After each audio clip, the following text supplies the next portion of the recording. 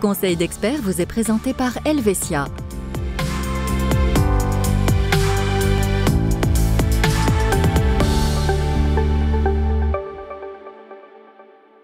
Bonsoir à tous, bienvenue dans Conseil d'experts. On évoque ce soir un sujet ô combien sensible mais très important, le cas d'un décès dans la famille et de savoir qui bénéficie des prestations concernant la caisse de pension et l'assurance vie. Notre expert ce soir est Christophe Savio. Bonsoir Christophe. Bonsoir Nasrat. Alors prenons un premier cas de figure. Comment est-ce que les femmes et les enfants sont protégés grâce à la caisse de pension si leur mari ou leur père décède alors qu'ils travaillent encore ?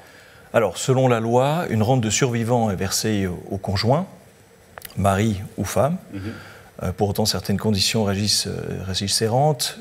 Il doit subvenir à l'entretien de ses enfants ou il a atteint l'âge de 45 ans et a plus de 5 années, je dirais, de mariage. Si le conjoint ne remplit pas ses prestations, alors il va percevoir une allocation unique équivalente à 3 rentes annuelles. La rente de la LPP s'élève à 60% de la rente d'invalidité LPP. Après, il est vrai que certaines caisses de pension prévoient des conditions plus favorables. Et ça, c'est en fonction effectivement de chaque caisse. Absolument. Ouais. Absolument. La loi prévoit également une rente d'orphelin, qui elle s'élève à 20% de la rente d'invalidité, qu'aurait perçu le défunt s'il avait été en incapacité de travail. Dans le cas des orphelins, eh bien, la rente s'éteint à la majorité, ou alors maximum jusqu'à 25 ans, s'il y a des études qui sont faites, ou alors un apprentissage.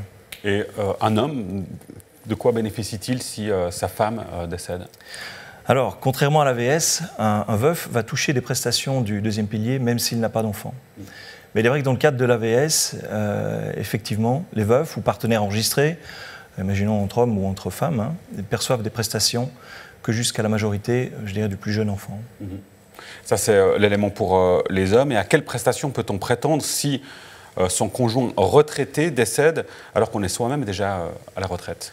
Alors, conformément à la LPP, je dirais la rente de veuve ou de veuf s'élève aussi à 60%, mais de la rente de vieillesse à ce moment-là, si le conjoint est déjà retraité. Dans ce cas, les conditions, on va dire, d'octroi sont identiques. Ça veut dire subvenir à l'entretien des enfants, avoir au minimum 45 ans et les fameux 5 ans de mariage.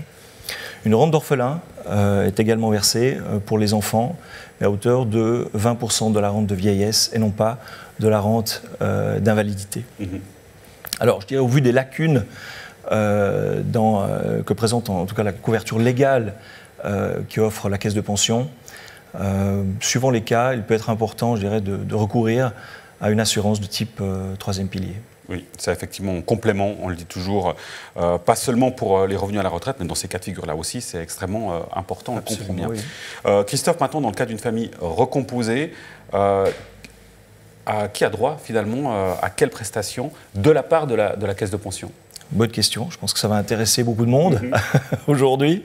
Alors, dans certaines conditions, les concubins ont droit à une rente de partenaire ou une indemnité en capital. Oui. Alors cela est régi également par la caisse de pension qui va définir finalement le cadre de l'attribution des rentes ou du capital. Et ça, c'est le règlement de la caisse de pension. Il faut faire attention parce que c'est parfois très spécifique d'une caisse à l'autre. Il faut s'annoncer.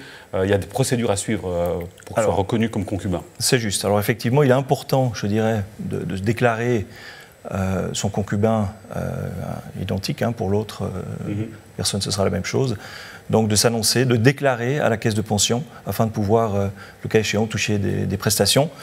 Pour autant, cela nécessite quand même 5 ans de ménage commun, donc ça c'est important, ou alors effectivement que le partenaire qui est, je dirais, toujours en vie doit subvenir à l'entretien des enfants communs mineurs, on va dire, ou en apprentissage, ou aux études, ou alors même invalide, ou alors que le partenaire qui soit toujours là, effectivement, a été à la charge du défunt. Oui. Alors on a parlé de l'AVS, de la caisse de pension, vous avez évoqué aussi le troisième pilier, quid de l'assurance vie, Christophe ?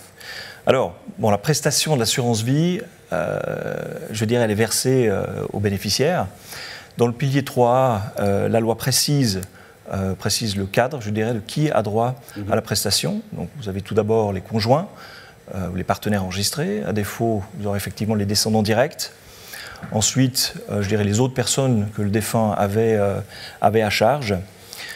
Dans ce groupe de personnes, finalement, l'avantage, le preneur de prévoyance peut définir un ou plusieurs bénéficiaires.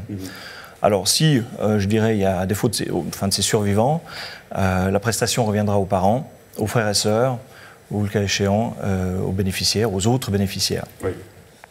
Dans le pilier 3B, un peu différent, les bénéficiaires peuvent être désignés librement. Pour autant, il faut respecter, je dirais, les parts réservataires. Oui. Et puis, dans les assurances décès, notamment la risque pur, là aussi, le choix est libre, étant donné qu'on n'aura pas, je dirais, de prestations susceptibles de rachat. Merci beaucoup pour ces explications, Christophe. Appelez votre conseiller si vous voulez plus de détails, naturellement. Très bonne suite de programme, à très vite sur Canal 9.